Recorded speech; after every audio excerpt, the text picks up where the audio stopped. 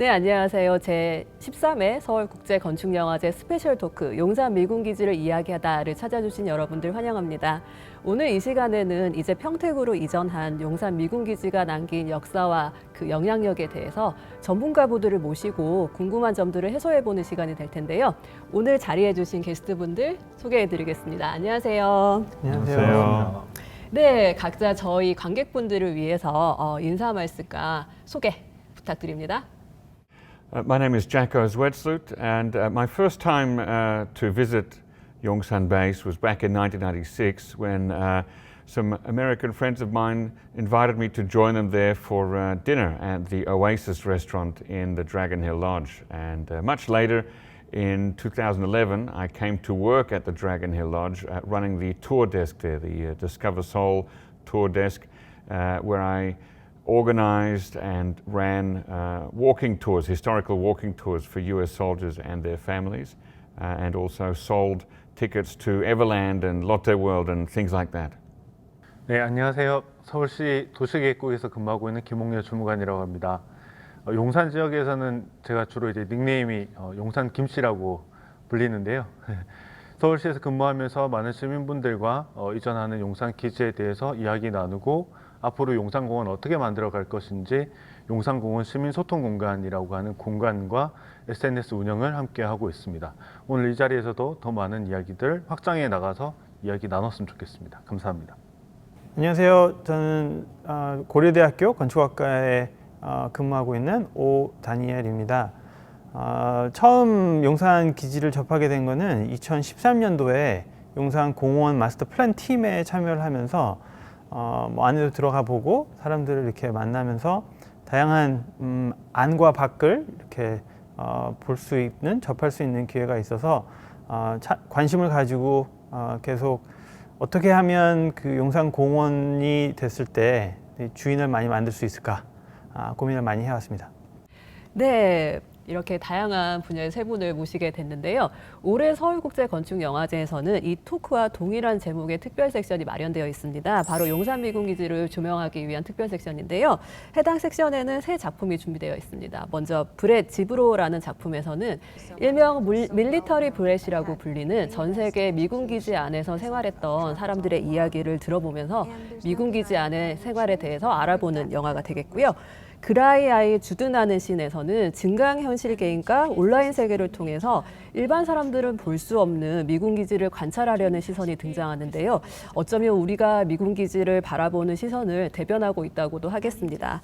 마지막으로 이태원이라는 작품에서는 용산 미군기지와 가장 밀접한 관계를 맺고 있는 이태원 지역에 미군들과 밀접한 관계를 맺으면서 살아온 여성들에 대한 이야기를 다루고 있는데요. 각각 이 세 작품들은 미군기지의 안, 밖, 경계라는 지리적, 심리적 층위를 나타내고 있습니다. 오늘 토크는 어쩌면 이 세 작품이 다루고 있는 용산 미군기지에 대한 시각을 모두 아우르는 토크가 될 텐데요.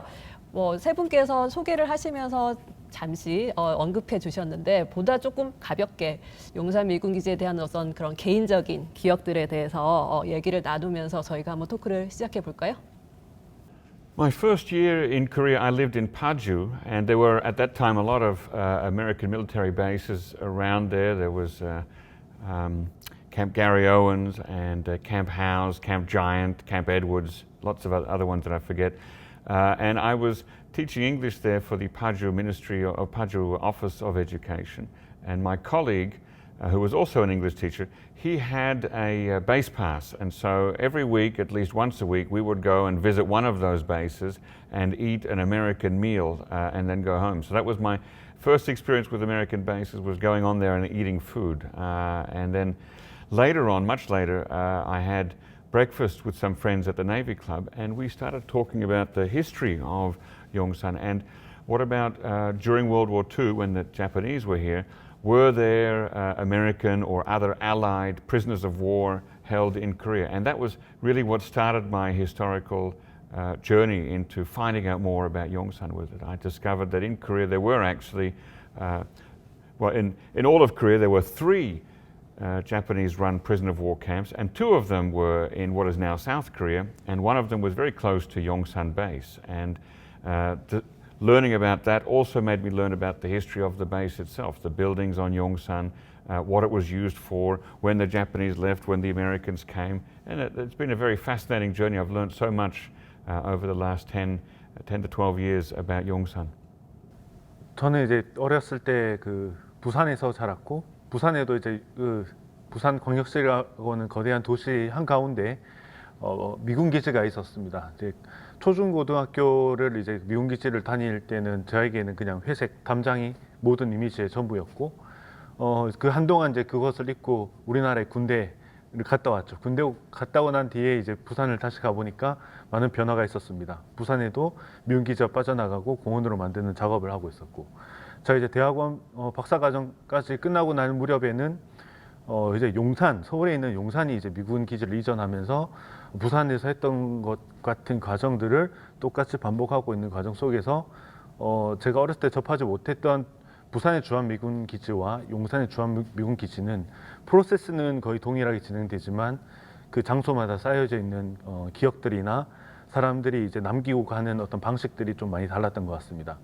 그런 과정에서 저는 용산을 조금 더 이제 주목을 해서 들여다 보았고, 오히려 많은 건물들이 해체되고 없어진 부산과 대비되는 용산은 정말 더 많은 어떤 켜켜이 묻혀 있는 시설물들을 바라볼 때 역사성이라고 하는 것, 그다음에 꼭 너무 어떤 일제강점기 주한미군이 주둔했던 그런 경계를 너무 구분 짓는 것보다는 이 땅을 거쳐간 사람들이 남겨놓은 어떤 그런 기억들을 조금 더 모아보고 그것을 좀 구분하는 작업들이 이 장소를 말해주는 역사가 아닐까, 뭐 그런 생각들을 하면서 복합적인 마음들이 드는 게 용산 미군 기지입니다.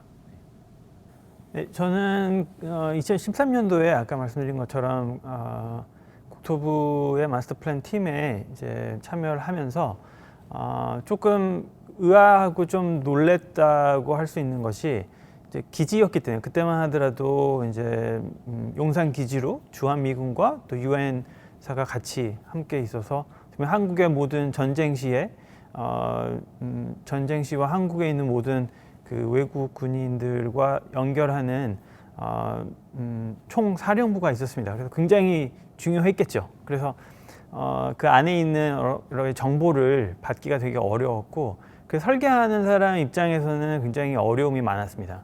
지금까지도 어려움이 있지만 설계 당시에는 더 어려움이 많았는데, 그 중에 하나가 사실 이제 설계를 하고, 저는 도시 설계 전공을 하는데 설계를 할 때 거기에서 제일 중요하게 생각하는 것이 그 장소에 있는 장소성이라는, 어떻게 보면 우리가 얘기하는 장소에만 가지고 있는 어떤 우리가 느낌, 어떻게 보면 그 장소에 사람들의 이야기, 또 그 지형이 가지고 있는 여러 가지 특수한 것들을 남겨서 계속 지속시키는 것이 어떻게 보면 우리가 해야 되는 일이라고 알고 그렇게 실행에 옮기는 것이 도시 설계, 특히 도시 설계 쪽에서 이제 배워온 건데, 그걸 하지 못하는 거죠. 그리고 저희가 받은 자료는 거의 지도의 선 정도였기 때문에 그 안에서 70년 동안 있었던 여러 가지 이야기, 그 전에도 있었던 여러 가지 사람들의 이야기, 여기를 지나간 사람, 또 여기를 들어갔다 나간 사람, 또 들은 사람, 이런 이야기들이 굉장히 궁금했습니다. 그래서 그 설계를 하면서 여러 가지 이 프로젝트하고 연결을 시키려고 했지만 그건 굉장히 어려운 부분이어서 따로 이제 아는 분들과 같이 해서 용산 레거시라는 프로젝트를 시작하게 되었습니다. 그래서 지금도 웹사이트에 가시면 잘 되고 있고 홍보가 되는 것 같은데요. 홍보는 아니고요. 관심이 있으시면 그 웹사이트도 들어가 보시면 좋겠습니다. 거기에 보시면 여러 그 다양한 이야기들이 담겨져 있고, 특히나 이제 한국 사람들의 이야기도 있고 미국 사람, 또 외국 사람 이야기도 있습니다. 그래서 그것들을 이렇게 보면 우리가 그냥 이렇게 사람들 통해서 들은 이야기들 뿐만 아니라 직접 그 안에서 살았던 사람, 또 거기를 거쳐갔던 사람, 거기서 일했던 사람들의 이야기들을 들으실 수 있습니다. 네, 벌써 세 분께서 각자 흥미로운 이야기들을 시작해 주셨습니다. 오늘의 토크가 더욱 기대가 되는데요. 그래서 일단은 저희가 먼저 어떤 용산 미군 기지에 대한 기초 지식이라고 할까요? 기본적인 것들부터 소개를 해보고자 합니다. 사실 반환되는 용산 미군기지 부지는 실로 방대한 땅인데요. 지금 용산의 지역에서 그러면은 이 용산 미군기지가 어디서부터 어디까지인지 그리고 어디에 어떤 시설들이 있는지를 먼저 한번 얘기해 주실까요? 네, 용산 미군기지는 일단 한 300만 제곱미터, 이걸 아마 감을 조금 더 잡기 편하실 정도의 느낌으로는 여의도의 도시가, 여의도라는 공간이 그냥 옮겨 놓으면 그대로 딱 덮일 정도의 면적입니다. 엄청나게 큰 면적이 하나의 어떤 그 기지로서 있었는데, 그렇게 이제 이해를 하시면은 하나의 공원이라고 상상하지 마시고 도시의 일부 조직이다라고 생각해 주시면 될 것 같습니다. 예, 그런 것들이 이제 한 약 13km가 되는 거대한 어떤 경계에 담장으로 둘러싸여 있었고, 북쪽으로는 남산과 인접해 있고, 핫한 동네, 서울의 핫플이라고 하는 해방촌 경리단을 접해 또 있습니다. 아래쪽으로는 이촌동이라고 하는 거대한 또 아파트 단지, 주거 단지가 있고요. 왼쪽으로는 이제 용산역, 그다음 남영역, 서울역이라는 또 교통의 요점이 이렇게 맞물려 있습니다. 그래서 동서남북으로 서울 도심 지역과 이제 가장 밀접하게 맞닥뜨려져 있으면서도 그 경계 때문에 어떻게 보면 물리적 경계보다 심리적 경계가 더 이렇게 강하게 돼 있다 보니까 그 안은 또 어떤 것들이 있는지 많은 사람들이 궁금해하고 가보지를 못했습니다. 그래서 저 같은 경우는 2014년도부터 안에 관계되신 분들이 한번 보여주시기도 하셨고, 최근에는 이제 중앙정부와 서울시가 주한미군의 협조를 구해서 시설물 조사를 진행을 하고 있습니다. 이제 반환되는 기지를 어떻게 남길 거냐는 고민 과정에서 들어가 보니까 물론 주요한 군사시설이었던 미8군 사령부라든지 지금 이전에 가려고 준비하고 있는 한미연합사령부라든지 중요한 아주 큰 메인 스트럭처 시설물도 있지만, 정말 그 도시, 제가 아까 말씀드린 도시 안에서 학생들이 다녔던 초중고등학교라든지 스포츠 필드, 그다음에 소방서, 영화관, 저는 이제 그런 시설을 적극 한번 마주보고 했을 때는 이게 그냥 하나의 미군 기지라고 인식하지 말고 하나의 도시의 일부로서 이제 미군 기지를 인식을 했으면 좋겠다라는 생각이었고, 우리가 생각하는, 우리가 일상 속에서 접하는 모든 시설들이 거기엔 다 있더라.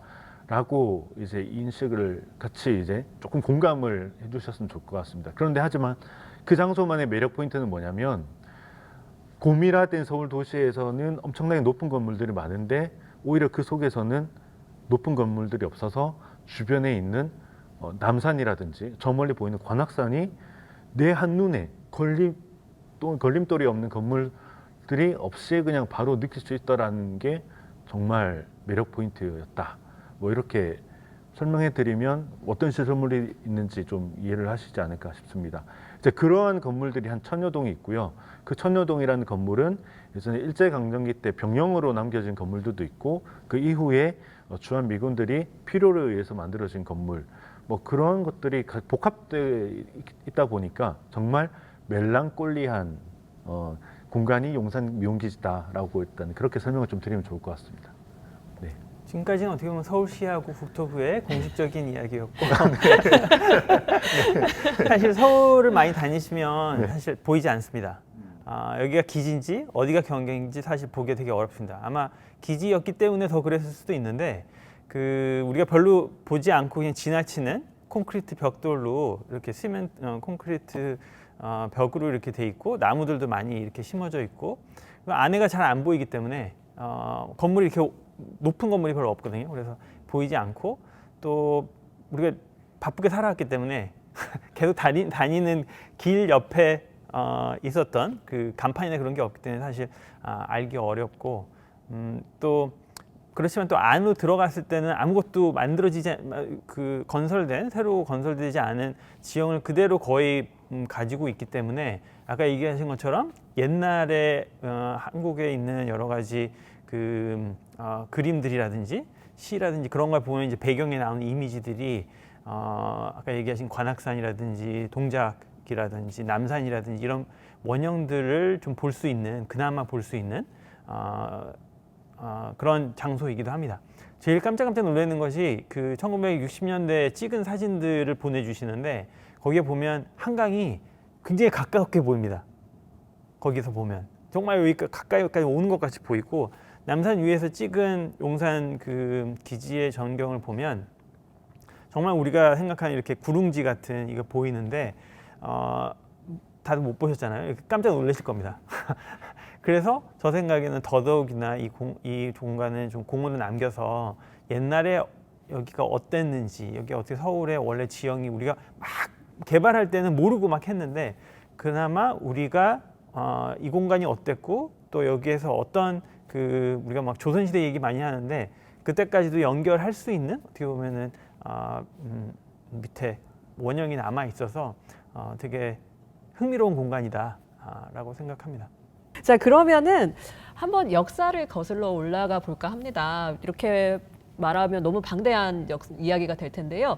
일단은 용산 미군기지의 역사는 일제시대로 거슬러 올라간다고 들었습니다. 역사에 대한 이야기 들려주실까요?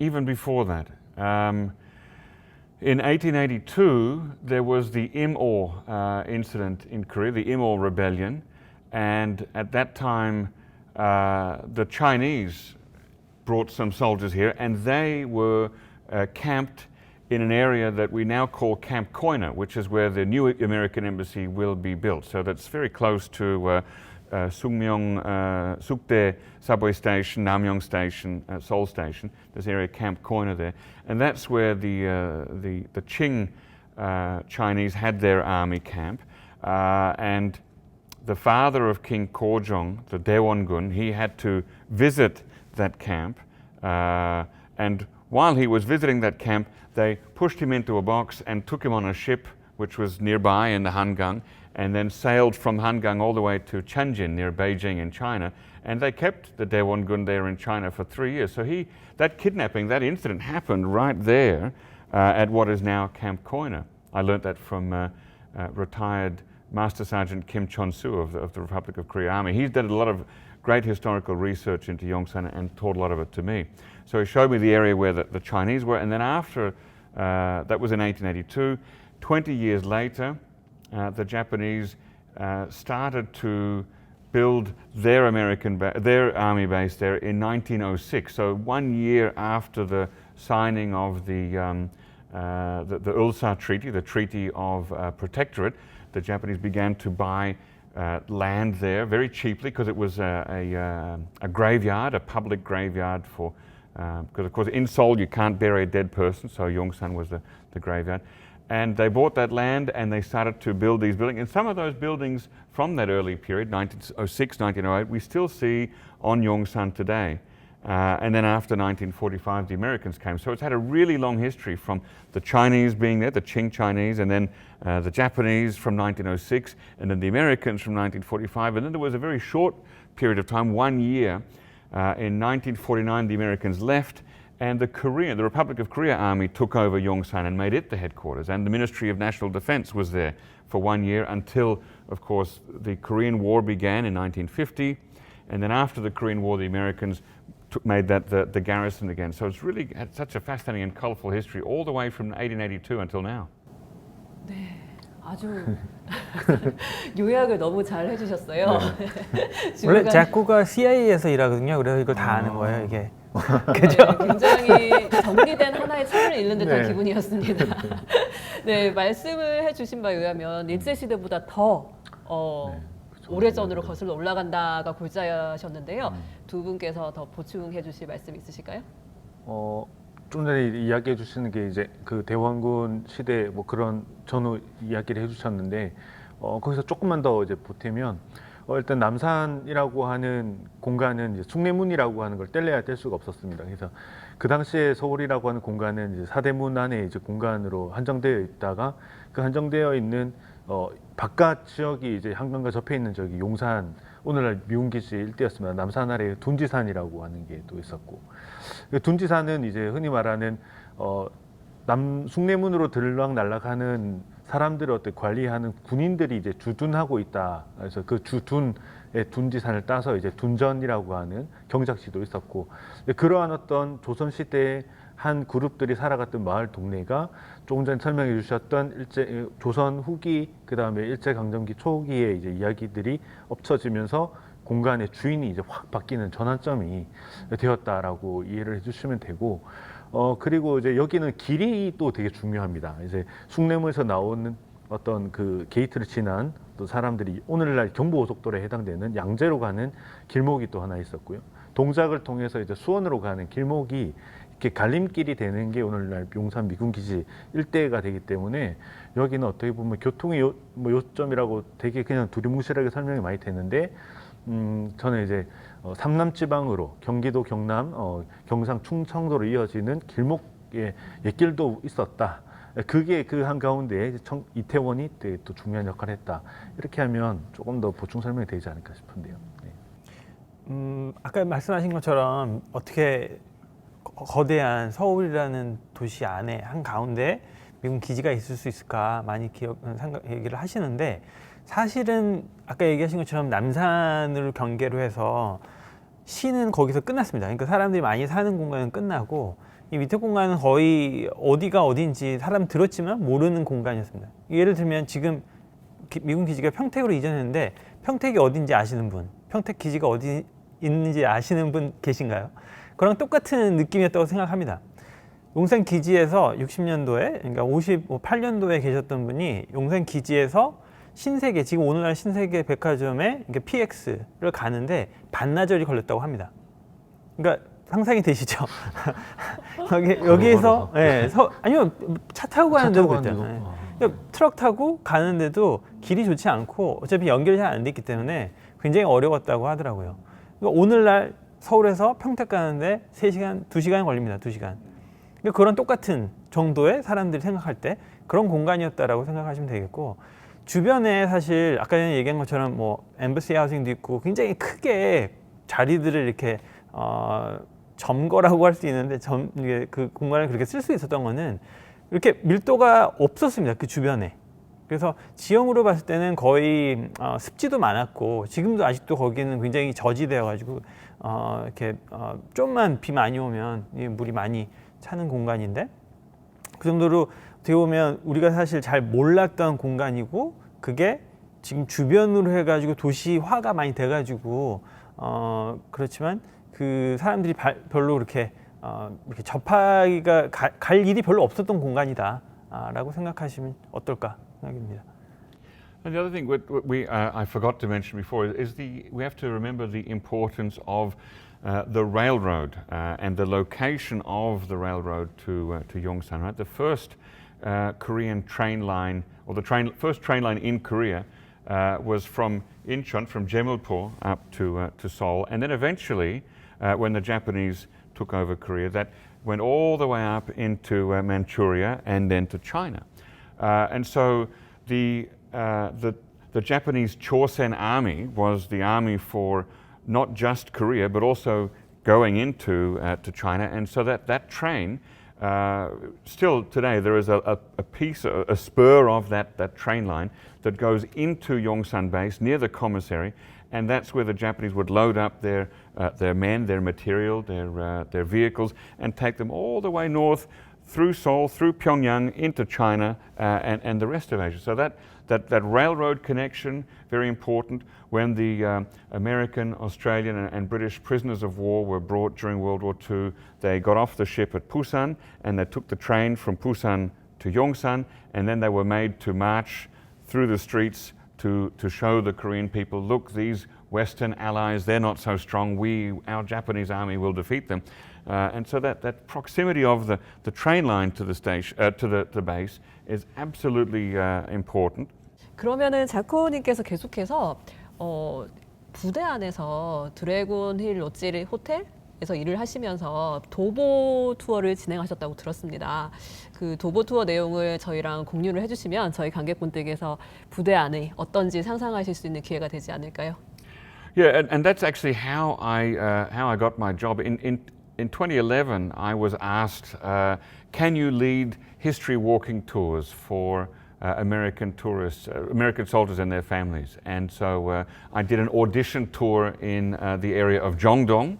Jongdong, of course, has so much history there, where the British Embassy, the French Embassy, the Russian Embassy, the American Embassy, they all began there, and the first boys' school, the first girls' school etc. So I organized a tour of Zhongdong. That was my audition tour, and they said, great, we want you to come and work at the Dragon Hill Lodge and do more of these kind of history tours for soldiers. And so I did one for Incheon, where MacArthur brought the troops for the Incheon landing in 1950, and also went to Changgyeonggung and to Cheonggyecheon. We did lots of different historical walking tours in and around Seoul, and I loved doing that. It was wonderful and really interesting. And it wasn't until after I worked there, after I stopped working there in 2012, that I realized, or I was given the opportunity to organize a walking tour within Yongsan, and that was a rare privilege. And so with the information that I received from Kim Chon-soo, I organized a walking tour, and we started at Namdan, which may or may not be an important altar from the Chosun. We started there, and then we looked at all the different Japanese buildings. Like here's where all the bombs were stored, and here's where the artillery regiment was. And it was interesting to see how many different things were still there from the Japanese era, repurposed for something else. So the former ordnance facility where the bombs and the gunpowder was stored, that's now, or was then, a finance building. And there was a memorial for Japanese soldiers who died in the Manchurian incident of 1931. Well, the Americans simply turned that into a memorial for American soldiers and Katusas who died in Korea. So the memorial is still a memorial, but now for different soldiers. And then we went to the South Post, and we saw some of the grave markers, the statues for graves which were still standing there. We went there and looked at that, and at the South Post bunker, which was originally a bunker used by the Japanese and then became a bunker used by the Americans. That's still there, and we went to that. And from the bunker, behind the bunker, there's a small hill that separates the South Post bunker from the 121 hospital. And under that hill, there is an air raid shelter, which the Japanese built during World War II as a place of refuge in case the Americans started dropping bombs on Korea. Now, during World War II, the Americans never dropped bombs on Korea, but that tunnel was there and still is there today as a place of refuge, and it connects the South Post bunker to where the Chosun Army commander, the Japanese commander, where he lived. His house was exactly where the hospital came to stand. And so the final stop on that tour was to go inside that tunnel, which has been locked for many years, and normally even Americans can't go there.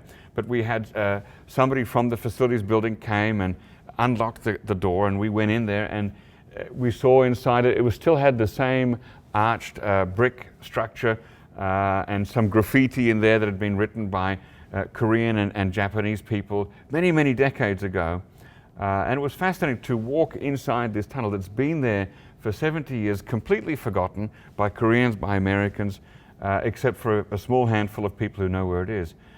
So that it was a really great half-day tour, just exploring the history from Chosun era to the Japanese era to the American era on Yongsan. 네, 말씀을 들어보니까 미군이 일본이 남긴 시설을 그대로 이용을 하면서 아직 미군 기지 내에는 일본의 어떤 흔적이 많이 남아있는 것처럼 들립니다. 두 분께서는 지금 작가님께서 말씀해 주신 이 모든 것들이 좀 익숙하시죠? 재미있는 거는 들어가서 이제 보시면 멋있고 잘 지은 거는 다 일본 시대 때 지은 거고, 그렇게 지은 이유는 아무래도 이제 일본 제국을 크게 하기 위한 어떤 거점으로 생각했고, 여기를 이제 어떻게 보면 평생 일본 제국으로 연결을 생각을 했기 때문에 그렇게 신경을 많이 써서 지었던 것 같습니다. 미국이 이제 주둔했을 때는 3년, 5년 후에는 나갈 거로 생각했기 때문에 가서 보면 전부 다 샌드위치 파넬로 뭐 굉장히 간단하게 지은 건물들이 대부분입니다. 그래서 그 두 개를 봤을 때 굉장히 그 차이가 되게 많이 있고, 한국에서 이제 공원화 할 때 그 건물 중에 아까 얘기하신 것처럼 1000여 개 정도의 건물이 있는데, 그 건물 중에서 어떤 걸 남기고 어떤 거를 이제 허물어서 공원 자리를 만들어야 되니까 아까를 고민하는데, 이제 일제 시대 때 건물들이 아무래도 잘 지었으니까 그걸 남겨야 된다.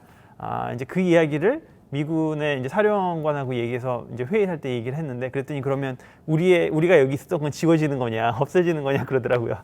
왜 우리는 도우러 왔고 한국을, 일본은 여기를 점령하러 왔는데 왜 일본 건물이 남느냐, 또 이런 얘기를 하더라고요. 그래서 이 공원을 만들면서 이런 그 논의들이 어떤 건물을 남기고 그것이 어떻게 다음 세대에게 알려지고, 또 우리가 이제 역사를 또 이제 앞으로 계속 만들어가는 거예요. 역사를 쓴다고 해야 되나요?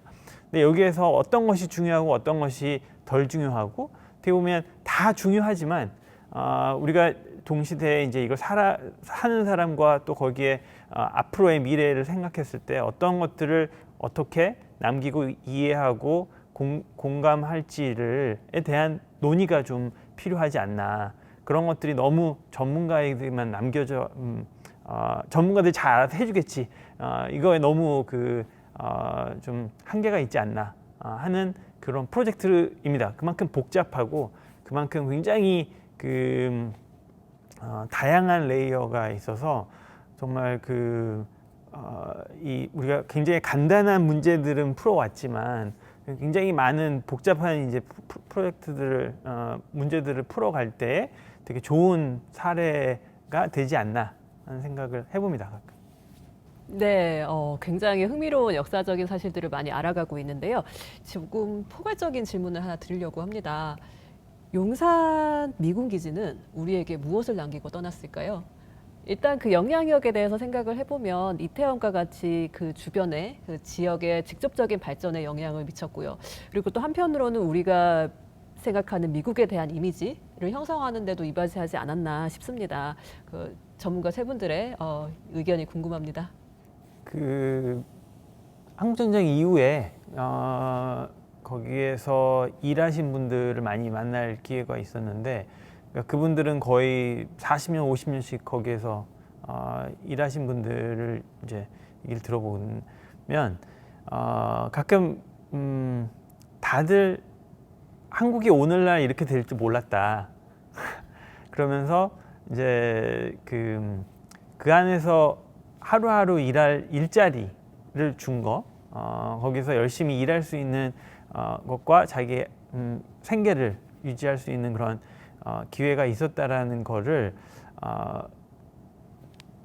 다 얘기하세요. 한 분만 얘기하신 게 아니라 모두 다 그런 얘기를 하세요. 그러니까 기억하시는 분은 지금 뭐 이 영상을 보실 기회가 없겠죠. 아무래도 이제 다 90대시고 80대 후반 90대 되시는 분들은 전쟁 이후에 정말 먹을 것도 없고 정말 힘든 상황에 그래도 일자리가 있고 경제와 여러 가지 구호 물자라든지 그런 것들이 들어와서 이제 전국에 퍼지는 그 공간이 이제 용산 기지에 있었기 때문에 굉장히 뭐랄까요, 오늘날에 우리가 얘기하는 건 어떻게 문화에 대한 얘기를 많이 합니다. 여기서 뭐 음악이라든지 뭐 패션이라든지 스포츠라든지 그런 것들이 많이 연결된다고 얘기하는데, 실질적으로 정말 제가 봤을 때는 상상하기가 되게 어려운 게 한국 전쟁 이후에 어땠을까.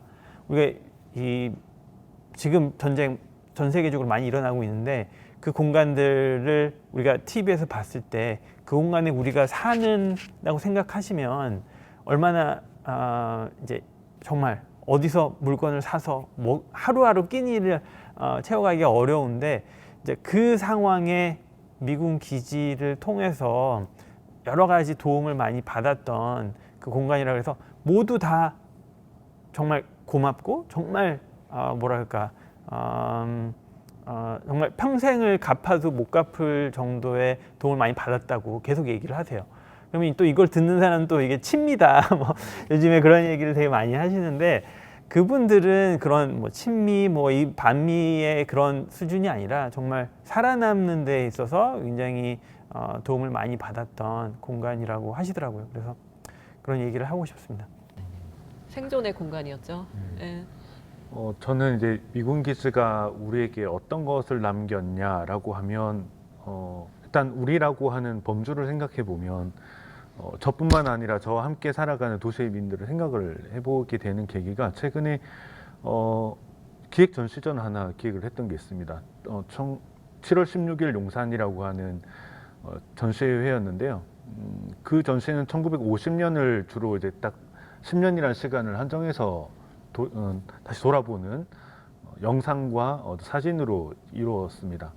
왜냐하면 그것을 하는데 왜 많은 고민을 하게 됐냐면 전 1980년대생이기 때문에 살아보지 못했던 50년대, 60년대의 미군 기지와 그 영향을 돌이켜보면 지금까지는 그냥 단편적으로 음악의 영향, 어떤 패션의 영향 이런 거였는데 한국 사회가 다시 한번 큰 전쟁이라고 하는 걸 경험하면서 어떻게 다시 일어날 수 있는 계기를 하나의 어떤 미군 기지라고 하는 공간적인 것과 그 속에서의 미군이 조직이 서울시라는 행정 조직과 어떻게 연계해서 도시를 회복시켰냐라는 부분에서 좀 공간의 다양성을 만드는 어떤 기틀, 그 공간의 다양성이라고 하면 어떤 지역을 형성하는 거라고 이해해 주시면 될 것 같아요. 일단 그렇게 생각을 했고 지금 제 입장에서 보면 80년대생 이후는 한국 전쟁이라는 걸 모르는 사람도 되게 많습니다. 왜 주한미군 여기 있는지도 모르는 사람도 많고 이제는 우리가 그 공간을 접할 때 이미 미군은 평택으로 떠났습니다. 그러면 정말 바쁘게 살아가는 급변하게 변했던 이 서울의 도시를 정말 어떻게 앞으로 해 나갈 거에 대한 역사를 장소를 보여주는 이 미군 기지에 남기고 간 이것이 정말 중요하지 않을까? 만약에 미군이 일본 건물이든 뭐든 장소를 다 바꿔서 그냥 새롭게 썼으면 모르겠는데 이게 아이러니하게도 중첩된 어떤 그런 것들 때문에 우리에게 지금 우리가 살아가는 도시들을 앞으로 어떻게 나갈 거에 대한 일침 아니면 한번 쉬어가는 발목을 한번 잡고 너 어떻게 생각하니 물어보는 장소 그 영향이 우리가 더 크지 않을까라는 생각이 많이 들었습니다. 반대로 어떻게 보면 미군이 거기에 있었기 때문에 그 장소가 남아 있는 거잖아요. 그렇죠. 만약에 없었으면 다 개발돼서 그렇죠. 그래서 아무것도 안 한 게 도움이 남겨준 거다. 아마도 고층 아파트들이 그러니까, 들어서 있지 네, 않을까요? 네. 그러니까 여기 있는 어떤 뭐 반민이 이런 생각하지 말고 정말 이 공간적으로만 생각해 보면 그런 어떤 메시지가 이렇게 생각을 할 수 있는 계기가 되었네. 뭐 이런 걸로 먼저 접근해 보는 게 좋지 않을까. 뭐 그런 생각도 포함되어 있는 겁니다. 네. I think it's the question of what has America or what has Yongsan left behind in Korea. It's such a complex one because you're talking about 70 years of history of hundreds of thousands of people who have gone through Yongsan. So really, every good and every bad thing that you can imagine that happened between Korea and America, that's part of Yongsan. You know, you've got job opportunities, prostitution, black market, American music coming to Korea, Korean musicians getting their start as musicians working on the bases and then becoming famous and popular off the bases in the Korean in Korean musical society. You know, every kind of possible coming together in a good way and a bad way. It's all happened on Yongsan. You know, people have met there, people have been married there, people have been born there, people have died there. Every aspect of human life can be seen in that one huge piece of land in the middle of Seoul over the last 70 years. So everyone, of course, will remember it in a different way. And I think recently I went down, I think earlier this year, I went down to Bupyeong, part of Incheon, which is where Camp Market used to be. And that's also going through a similar process of handover and remembering. And I noticed that as Korea becomes more democratic and demilitarized, so, you know, of course, Korea went through many years of military dictatorship, but as we're moving further away from that military period, and as people feel more secure in South Korea and forget about the threat from North Korea and about what happened during the Korean War, it seems to me that what is remembered about American bases in Korea is unhappiness, sad things, humiliation. Isn't it sad that there were American troops in our country? Isn't it a humiliation to us that we were too weak to protect ourselves? That's what I saw when I went to Camp Market. That's what I see in media discussions about American base in Korea. So I'd like to say that that's part of it, but there's also good things. You know, there's a whole range of things to be remembered about Yongsan. Not only the bad things, but it just seems to be the way that the Korean society is moving now, that the bad things will be remembered longer and the good things will be forgotten more quickly. Do you think? 그 한 가지 얘기를 들으면서 생각나는 게 그러신 경험이 있는지 모르겠는데 책장을 정리하다가 저희 초등학교 때 쓴 일기장을 찾았어요. 읽어보면 내가 그랬지 그런 거 있잖아요. 미군들 1950년대 주둔했던 분들하고 얘기를 하고 80년대 주둔했던 얘기 해보면 다들 한국 사람에 대한 이게 너무나 대단한 민족이다. 언제나 열심히, 언제나 정말 모든 걸 다해서 정말 빨리, 정말 머리가 빨리 뛰어난 사람들이다 라는 걸 얘기를 합니다. 미국이 또 다른 나라도 그렇지만 주둔해서 다른 나라에 가서 있었던 나라가 굉장히 많습니다. 그 중에서 한국이 유일하게 정말 한국전쟁 이후에 굉장히 경제적인 그 미라클을 만들었다라고 하는데 정말 이 미군들은 자기네가 한 거는 하나도 없고 이거를 어떻게 정말 한국 사람들의 그 비호한 그 순발력과 또 굉장히 잘 이렇게 열심히 살아왔던 이것들을 볼 수 있는 공간이지 않나. 저는 그래서 공원 계획을 하면서 그 아까 전에 얘기했던 용산 레거시 프로젝트가 굉장히 중요하다고 느낀 것이 무엇이냐면 사람들을 통해서 들었을 때 그 공간의 가치를 사람들의 가치를 이야기를 합니다. 건물을 가지고 얘기를 시작하면 거기에 있어서 그 가치는 조금 좀 나쁜 쪽으로나 좋은 쪽으로 갈 수도 있는데 나쁜 쪽으로 가는 경우가 더 많은 것 같아요. 그래서 자꾸 얘기할 때 그 생각이 났어요. 우리 일기장을 찾았을 때 옛날에 그 우리의 모습을 다시 볼 수 있는 그런 공간이 아닌가 생각이 들었습니다. 네, 이 모든 이야기들을 뒤로 하고 일단 용산 미군 기지는 평택으로 이전을 했고 공간들이 조금씩 개방이 되면서 이제 용산 공원 조성 계획이 발표가 됐는데요. 지금 한참 논의와 개발이 이루어지고 있죠. 그 지금까지의 전반적인 계획과 진행 사항을 김홍렬 주무관님께서 한번 전반적으로 설명을 해주실까요? 네. 용산공원 계획은 현재 국토부에서 주관을 해서 기본 설계가 거의 마무리 단계가 있고요. 이 과정과 더불어서 국민들과 함께 참여하는 국민참여단이 올해 이제 운영을 했었습니다. 국민들께서 이제 바라는 용산공원은 어떻게 되었으면 좋겠는지 그러한 어떤 7대 제안문을 또 주셨습니다. 그것이 이제 공원이 어떻게 반영되고 할 건지는 이제 설계는 계속 진행이 될 거고요.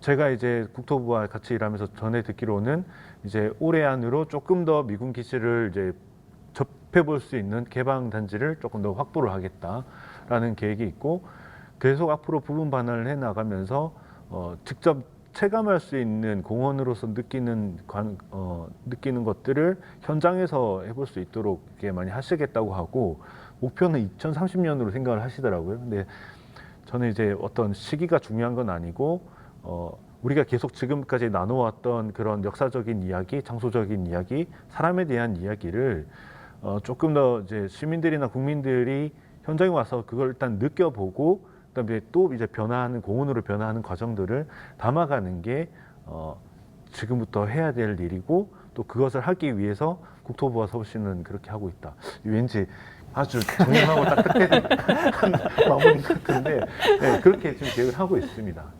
네, 그러면 다니엘 교수님과 작가님께서 용산 공원이 어떤 방향이 되었으면 좋겠다, 어떤 것을 고려해야 된다, 어떻게 생각하십니까? As a foreigner, as a non-Korean, I don't really think that my opinion counts in this debate. I know that whenever a piece of land becomes available, that there's always many competing interests, that the national government wants this, the city government wants that, the GU government wants that, and you know, private individuals and companies, they want something else. The people, you know, anybody who ever owned that land before may want to get it back. So there's always competing interests. I hope it becomes something nice that people can go and enjoy, and I hope it doesn't become developed in the same way, you know, that like the rest of Seoul, just full of apartment complexes or shopping malls or factories. But you know, who knows? Only time will tell. We won't know for another 10 or 20 years what it'll really become. But yeah, I hope it becomes something nice. And I hope that the pheasants who still live there now, probably the only place in Seoul where you can find a wild pheasant is on Yongsan, right in the middle of Seoul. They still live there in the grass and the trees, and I hope they continue to live there even after it becomes a park.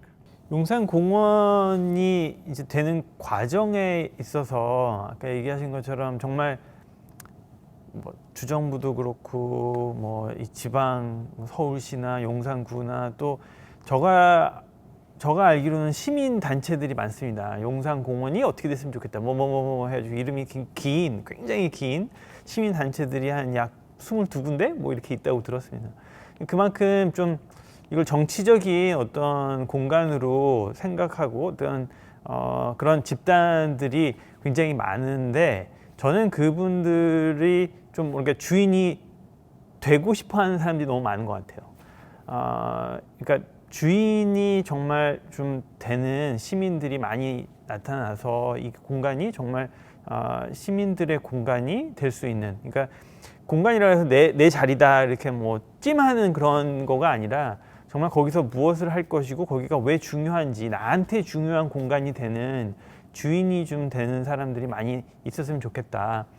그러니까 저는 개인적으로는 그 공간을 만들어가는 그 과정이 우리 사회에 어떻게 보면 우리 각각의 이제 일들을 하고 있어서 다 바쁘시겠지만 조금이라도 관심을 가지고 조금이라도 좀 더 우리의 사회가 좀 더 발전할 수 있는 기회로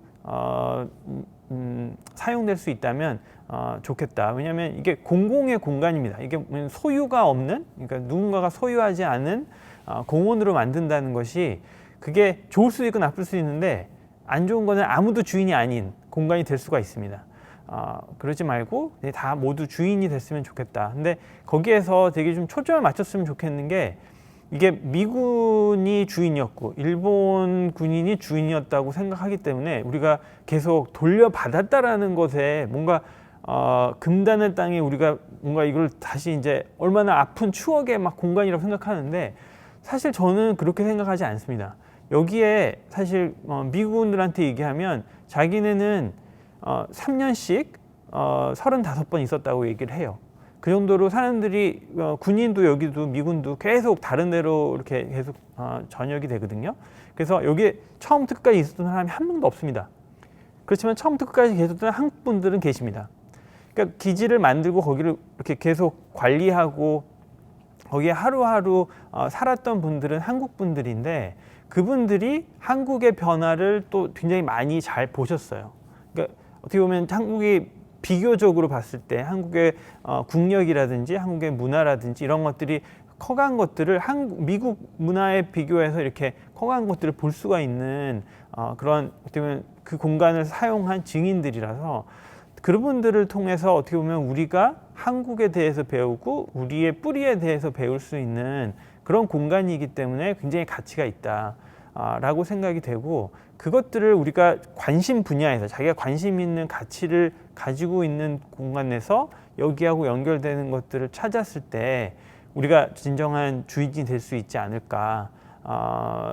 그걸 통해서 우리가 좀 더 우리 자신을 돌아보고 우리 한국의 어떻게 보면 현대문화, 전쟁 이후에 일제시대 이후에 어떻게 보면 다 역사하면 조선시대로 가는 게 저는 조금 이상합니다. 좀 너무나 그 중간의 기간이 굉장히 컸는데 현대 한국 사회를 만들어간 시작점에서부터 우리가 다시 한번 고민해보고 다시 한번 생각해보는 우리의 이제 어떻게 보면은 오늘날의 대한민국의 뿌리를 다시 찾아가는 그런 공간으로 우리가 사용할 수 있다면 얼마나 좋을까 희망해보고 좀 간절히 소망해봅니다.